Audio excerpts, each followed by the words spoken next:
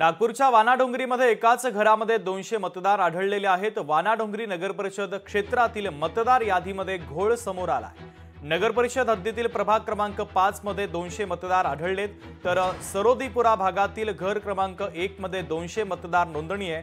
आमदार समीर मेघे यांच्या मतदारसंघात हा घोळ असल्याचं समोर आलंय। राष्ट्रवादीचे नेते दिनेश भंग यांनी या संदर्भात अनेक आरोपही केले आहेत। जेव्हा जेव्हा निवडणुका येतात तेव्हा ते डेव्हलपमेंटवर कधीच बोलत नाही, पण कुठंतरी चुकीचं बातमी पसरवणं, फॉल्स ॲलिगेशन करणं हे होतं। आम्ही वानाडोंगरी नगर परिषदमध्ये जवळपास मागील 10 वर्षामध्ये 400-500 कोटीच्या पेक्षा जास्ती कामं तिथे केल्या आहेत। पण आता निवडणूक आल्या आणि त्यांच्याकडे दुसरे मुद्दे नाहीत, त्यांना आपली हार, त्यांना आपला पराभव हा दिसून आला। त्याच्यामुळे फक्त फॉल्स ॲलिगेशन करायचं, फॉल्स नेरेटिव्ह जसं आदरणीय राहुल गांधी साहेब करतात त्याच धर्तीवर चालून कुठंतरी लोकांना संभ्रमात टाकायचं, आणि हा सगळा उद्योग हा पवार साहेबांच्या पार्टीचे लोक करत आहेत।